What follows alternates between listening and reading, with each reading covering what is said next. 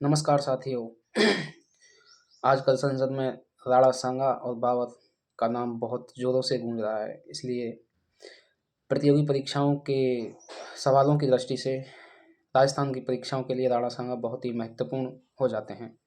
तो आज के इस वीडियो में जानेंगे कि राणा सांगा से कौन कौन से महत्वपूर्ण प्रश्न परीक्षाओं में बन सकते हैं। तो शुरुआत से देखेंगे उनके जन्म से लेकर के उनकी मृत्यु तक क्या क्या हुआ और कौन कौन से प्रश्न प्रतियोगी परीक्षाओं में बन सकते हैं। पूरा डिटेल से पढ़ेंगे। तो पहला तो ये जान लेते हैं उनके व्यक्तिगत जीवन के बारे में कि कहाँ से शुरुआत होती है। तो राणा सांगा जी के जो पिताजी थे वो रायमल थे। पिताजी का नाम रायमल और उनकी माता का नाम रत्नी कंवर था। उनकी पत्नी हाड़ी रानी कर्मावती थी, जो कि बाद में बाबर के द्वारा बहन बना ली गई। उनके 4 पुत्र थे। उनका ज्येष्ठ पुत्र रतन सिंह था, सेकंड नंबर भोजराज, तीसरे नंबर पर विक्रमादित्य और चौथे नंबर पर उदय सिंह। इनमें ध्यान रखना है जो भोजराज हैं वह मीराबाई के पति थे और ये विक्रमादित्य वही हैं जिन्होंने मीराबाई को जहर दिया था। और जो अंतिम हैं उदय सिंह, जो कि आगे चल करके मेवाड़ के महाराणा बने। तो इस तरीके से इनके 4 पुत्र ध्यान रखना, रतन सिंह, भोजराज, विक्रमादित्य और उदय सिंह। इसके बाद इनका जो लालन पालन किया गया वो अजमेर में एक जगह है श्रीनगर, वहाँ पर करमचंद पवार की देख रेख में राणा सांगा का लालन पालन हुआ था। इसके बाद हम बात करें कि राणा सांगा की उपाधियाँ कौन सी थीं। उनकी उपाधि बहुत ही महत्वपूर्ण है, कई बार आई हुई हैं एग्जाम्स में। तो इनकी 3 उपाधियाँ हैं मुख्यतः। पहली उपाधि है हिंदूपत। राणा सांगा को हिंदूपत के नाम से भी जाना जाता है। दूसरी इनकी उपाधि है अज्ञातवास का शरणदाता। और तीसरी उपाधि है सैनिक भग्नावेश। ये जो तीसरी उपाधि है ये अति महत्वपूर्ण है। ये उपाधि राणा सांगा को कर्नल टॉड ने दी थी। और क्यों दी थी? क्योंकि खानवा के युद्ध में इनके 80 घाव हो गए थे। बहुत ज़्यादा घाव होने के कारण इनको सैनिक भग्नावेश की उपाधि दी गई। किसके द्वारा दी गई? कर्नल जेम्स टॉड के द्वारा। अब देखते हैं कि सांगा और दिल्ली के तख्त के बीच में क्या क्या संबंध रहे। सांगा वर्सेस दिल्ली में क्या क्या रहा।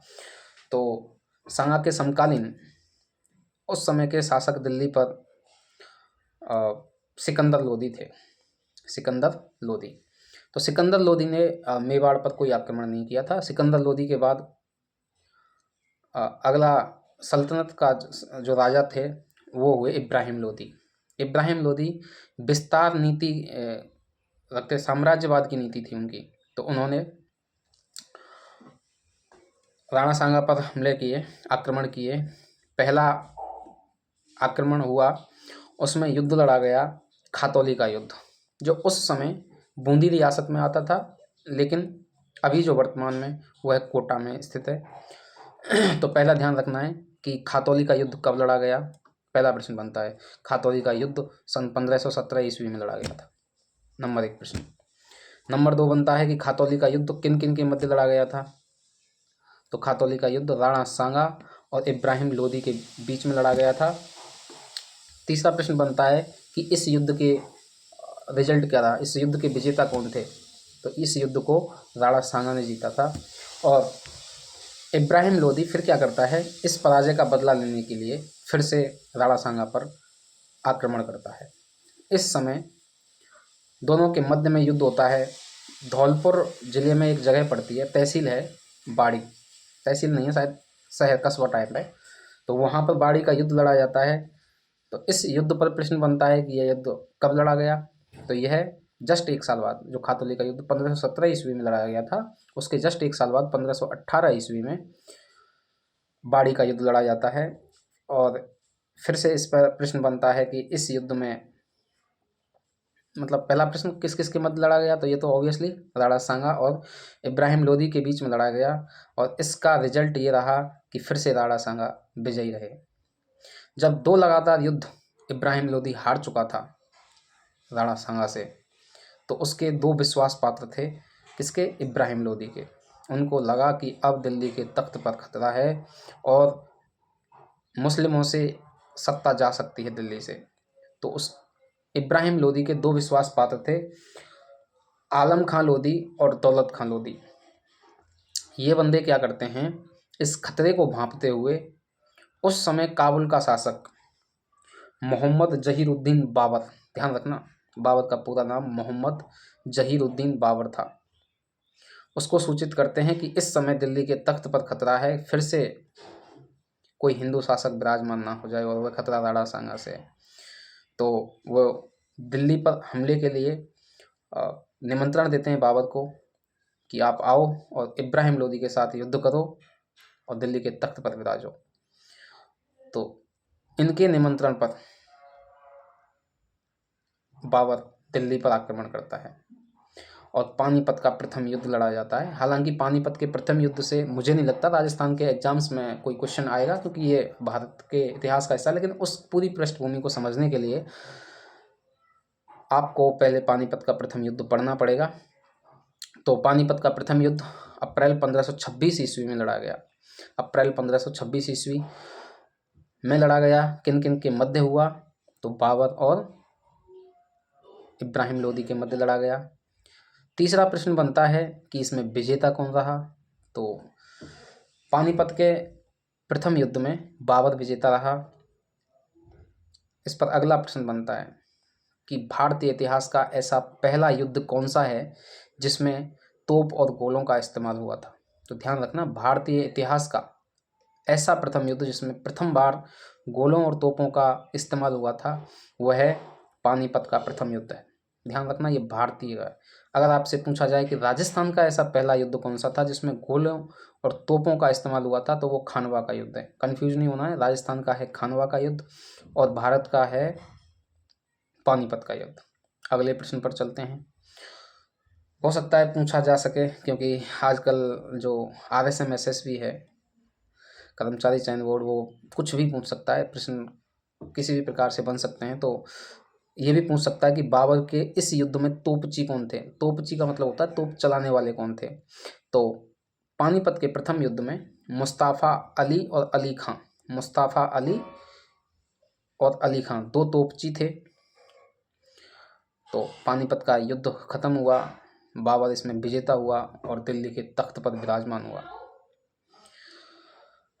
अब हम समझते हैं, यहाँ तक तो बाबर का हो गया। एक और मेवाड़ के बगल में रियासत पड़ती है, उस रियासत का नाम है मालवा रियासत। तो अब हम देखेंगे कि राणा सांगा और मालवा के बीच में कैसे रिश्ते। देखना, आपके लिए राणा सांगा बहुत महत्वपूर्ण है। तो जिन जिन के बीच राणा सांगा के रिश्ते रहे वो सारे इंपॉर्टेंट हैं। तो अभी हम बाबर को हम समय अनुसार पढ़ रहे हैं, तो हम देखते हैं कि सांगा वर्सेस मालवा के रिश्ते कैसे थे। तो सांगा के समकालीन जो मालवा के शासक थे वो महमूद खिलजी द्वितीय थे। महमूद खिलजी द्वितीय, और महमूद खिलजी द्वितीय साम्राज्यवादी नीति का था, इनकी अपने राज्य की सीमा को बढ़ाना चाहता था। तो उसने कुछ हस्तक्षेप किया रणथंभौर की सीमाओं के साथ में, और उस समय रणथंभौर राणा सांगा के अंडर में आता था। राणा सांगा को यह नागवार गुजरा, इसलिए उन दोनों के बीच में युद्ध हुआ, गागरोन का युद्ध। वर्तमान में गागरोन झालावाड़ में पड़ता है और यह युद्ध हुआ था 1519 ईस्वी। ध्यान रखना, राणा सांगा का प्रथम युद्ध खातौली का युद्ध हुआ था 1517 में। दूसरा युद्ध 1518 बाड़ी धौलपुर का युद्ध। नंबर तीसरा 1519 गागरोन का युद्ध। किस किस के बीच में हुआ? राणा सांगा और महमूद खिलजी द्वितीय। विजेता हमारे महाराणा सांगा रहे। एक बात तो है कि राणा सांगा महान योद्धा थे, लगातार युद्धों को जीत रहे हैं, लगातार 3 साल में 3 युद्ध लड़े हैं, बड़े युद्ध, और तीनों में विजयी रहे हैं। अब हम देखते हैं कि सांगा वर्सेस बाबर के बीच में कैसे रिश्ते थे। तो दोनों के बीच में जो दुश्मनी का कारण बना था वो बयाना से लगने वाली सीमा थी, क्योंकि उस समय ये जो बयाना का वाला हिस्सा है ये राणा सांगा मतलब मेवाड़ तक के उसमें आता था। तो बयाना की सीमा अब इधर आपके दिल्ली और आगरा के भी नज़दीक है, तो इसलिए इनकी सीमा के विवाद के कारण तनातनी हुई राणा सांगा और बाबर के बीच में। हालांकि यहाँ पे कुछ इतिहासकारों का मतभेद है वो मतभेद क्या है कि राणा सांगा ने इब्राहिम लोदी के खिलाफ भारत आने का पत्र किसको लिखा था? बाबर को, कि तू, ध्यान रखना, हमारे वाले इतिहासकार तो कह रहे हैं कि आलम खान लोदी और दौलत खान लोदी ने बाबर को भारत पर हमला करने के लिए निमंत्रित किया था, लेकिन कुछ इतिहासकार मानते हैं कि भारत पर आक्रमण करने के लिए बाबर को राणा सांगा ने निमंत्रित किया था। और राणा सांगा ने, मतलब कुछ इतिहासकारी मानते हैं कि राणा सांगा ने पानीपत के युद्ध में बाबर की मदद करने का वायदा भी किया था, लेकिन बाद में राणा सांगा ने मदद नहीं की तो इससे बाबर नाराज था। ऐसा कुछ इतिहासकार मानते हैं, सभी नहीं। तो ये उनकी दुश्मनी का कारण हुआ और इस दुश्मनी के कारण बयाना का युद्ध होता है 1527 ईस्वी में। इसका महीना भी ध्यान रखना, फरवरी 1527 में हुआ था और पानीपत का 1526 में हुआ था। ध्यान, उधर भी 1526 फिर 1527। तो बयाना का युद्ध फरवरी 1527 ईस्वी में लड़ा गया। किस किस के बीच लड़ा गया? राणा सांगा और बाबर के दो सेनापति थे। सेनापतियों का नाम है इश्क आका और मेहंदी ख्वाजा। इश्क आका और मेहंदी ख्वाजा, इनके बीच में लड़ा गया और राणा सांगा इस युद्ध में विजयी रहते हैं। इसके बाद जस्ट एक महीने बाद फिर से युद्ध होता है, जो कि बहुत बड़ा युद्ध था, भारतीय इतिहास को बदलने वाला युद्ध जिसे हम कह सकते हैं खानवा का युद्ध। कब लड़ा गया? फरवरी में तो वो हुआ है बयाना का, और ये हो जाता है मार्च में। मार्च 1527 ईस्वी में खानवा का युद्ध लड़ा जाता है। इस खानवा के युद्ध में बहुत सारे अति महत्वपूर्ण प्रश्न बनते हैं। पहला नंबर तो यही बनते हैं कि राणा सांगा के साथ कौन कौन थे। तो वो हम राजा देख लेते हैं कि राणा सांगा का साथ देने के लिए कौन कौन से राजा आए थे। तो इसमें एक तो युद्ध में खुद राणा सांगा मौजूद थे। मालदेव, जो कि मारवाड़ के शासक के बेटे थे। उस समय मालदेव के पास सत्ता नहीं थी, राजा नहीं थे, वो राजकुमार थे। तो मालदेव से लड़ने आए, मारवाड़ से लड़ने आए थे मालदेव। बीकानेर से लड़ने आए थे कल्याणमल। आमेर से लड़ने आए थे पृथ्वीराज कछावा और बागड़ से लड़ने आए थे उदय सिंह। जगनेर से थे अशोक परमार और चंदेरी के मेदिनी राय थे और ईडर के भारमल थे। एक और राजा थे, रायसेन के राजा थे सहेल्दी तंवर। जिस तरीके से जयचंद्र ने धोखा किया था पृथ्वीराज चौहान के साथ में, उसी तरह खानवा के युद्ध में इस सहेल्दी तंवर ने धोखा दिया था राणा सांगा को अंतिम समय में। और अंतिम समय में वो है किससे जा मिला? बाबर से। और पूरी की पूरी योजना बाबर को बता दी कि राणा सांगा किस तरीके से अपनी योजनाएं बना रहा है, किस युद्ध पद्धति से युद्ध लड़ेगा राणा सांगा बाबर से। तो ये बाबर को पूरा डिटेल बता देता, सहेल्दी तंवर उससे जा मिलता है। ध्यान रखना, हमारे इतिहास में बहुत सारे जयचंद हुए हैं, तो यहाँ पे सहेल्दी कंवर भी गद्दार निकलते हैं। तो यहाँ पे प्रश्न एक तो ये बनते हैं कि कौन कौन सी रियासतों से कौन कौन से राजा आते हैं। तो मैं एक बार और बता देता हूँ आपको। मारवाड़ से मालदेव, बीकानेर से कल्याणमल, आमेर से पृथ्वीराज कछावा, जगनेर से अशोक परमार, बागड़ से उदय सिंह, चंदेरी से मेदिनी राय, सादड़ी से झाला अज्जा और ईडर से भारमल और रायसेन से सहेल्दी तंवर। ये सारे राजा राणा सांगा का साथ देने के लिए आते हैं, जिनमें से सहेल्दी कंवर धोखा दे देता है। इसमें दूसरा प्रश्न ये भी बन सकता है कि ऐसे कौन कौन से राजा थे जो इस युद्ध में शहीद हुए। ध्यान रखना, ये जो जितने भी नाम बताए हैं अभी, उनमें से दो राजा ऐसे थे जो इस युद्ध में शहीद हुए थे। आमेर रियासत के पृथ्वीराज कछावा और वागड़ रियासत से उदय सिंह, ये दो राजा इस युद्ध में शहीद हुए थे। बाबर की तरफ से दो सेनापति थे, एक था दिलावर खां और एक दूसरा था चिन तैमूर। दिलावर खां और चिन तैमूर। इस युद्ध में बाबर का तोपची मुस्ताफ़ा रूमी था। इस युद्ध में बाबर का तोपची मुस्ताफ़ा रूमी था। ठीक है, ये पूरा हो गया किन किन के मध्य में लड़ा गया। अब अगला प्रश्न बनता है कि इस युद्ध का विजेता कौन रहा। इस युद्ध का विजेता बाबर रहा। अगले प्रश्न और भी कुछ बनते हैं कि युद्ध के बाद क्या क्या हुआ। तो युद्ध के बाद बाबर ने गाजा की गाजी की उपाधि धारण की। उपाधि होती है एक गाजी। गाजी की उपाधि किसने धारण की? बाबर ने, जिसका अर्थ होता है काफिरों का नाशक।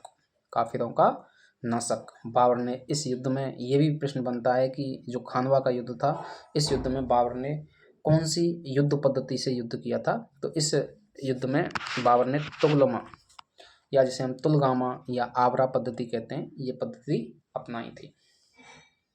अगला प्रश्न मतलब अब ये है कि हालांकि ये ऐसे जो प्रश्न हैं ये जो निबंधात्मक प्रतियोगी परीक्षाएं होती हैं ऐसे उनमें पूछे जाते हैं, लेकिन फिर भी एक आध प्रश्न अगर ये ऑब्जेक्टिव वाले क्वेश्चंस बन सकते हैं एक दो, तो वो भी देख लेते हैं कि युद्ध में सांगा की हार के कारण क्या थे।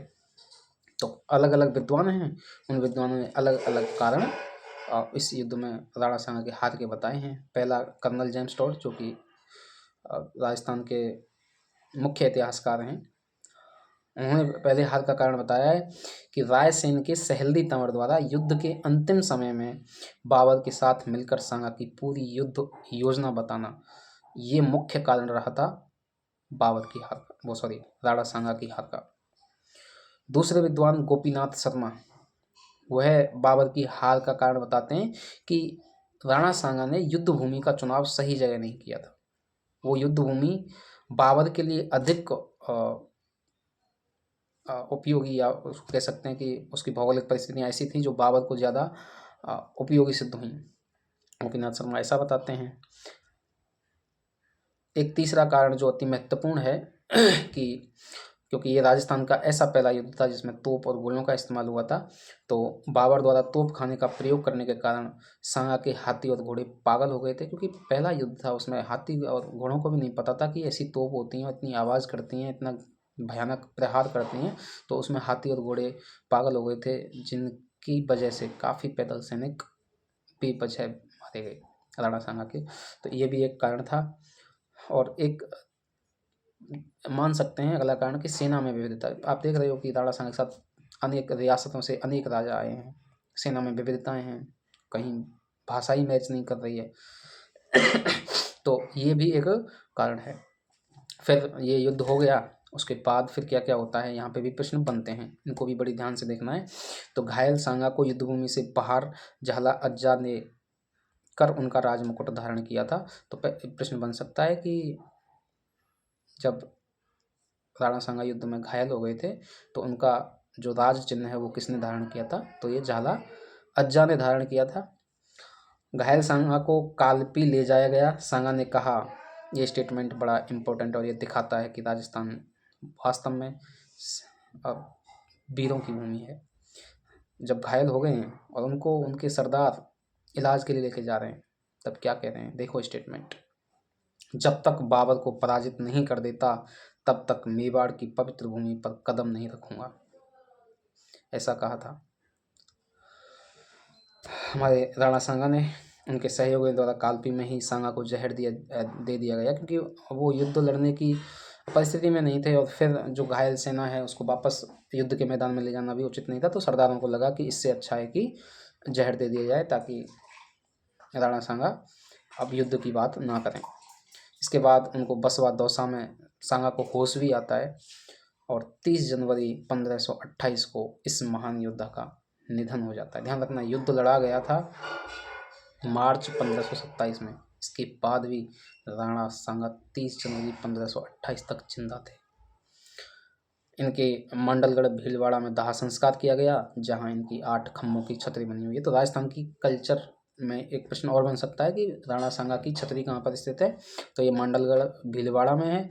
और दूसरा प्रश्न बन सकता है कि जो राणा सांगा की छतरी है वो कितने खम्भों की है? तो 8 खम्भों की छतरी है राणा सांगा की। तो ये पूरा डिटेल्ड था, आपको ये पढ़ना इसलिए जरूरी होता है, बहुत ज़्यादा इंपॉर्टेंट हो जाता है, क्योंकि आजकल संसद में राणा सांगा, बाबर, औरंगजेब, यही सब चल रहा है। तो ये मेरा वीडियो बनाने का पर्पज़ ये भी था कि एक सांसद हैं एक पार्टी से, और उन्होंने राणा सांगा के लिए बहुत ही गलत शब्द का इस्तेमाल किया था, तो मैं वो आपको कट करके वो स्टेटमेंट वीडियो में भी डाल दूँगा कि उन्होंने क्या कहा था। बहुत गलत शब्द का इस्तेमाल किया, गद्दार शब्द इस्तेमाल किया राणा सांगा के लिए, जबकि गद्दारी कोई और कर रहा है। ये जो नेता लोग हैं इतिहास पढ़ते तो हैं नहीं, कुछ भी बोल देते हैं। ठीक है, वो अपनी राजनीति कर रहे हैं, हम अपना काम कर रहे हैं, आपको तो सिर्फ एग्ज़ाम के हिसाब से तैयारी करनी है। और वो राजा बहुत इंपॉर्टेंट हो जाते हैं जो आजकल चर्चाओं में चल रहे हैं। बाकी बातें बाद में करेंगे। बहुत बहुत धन्यवाद।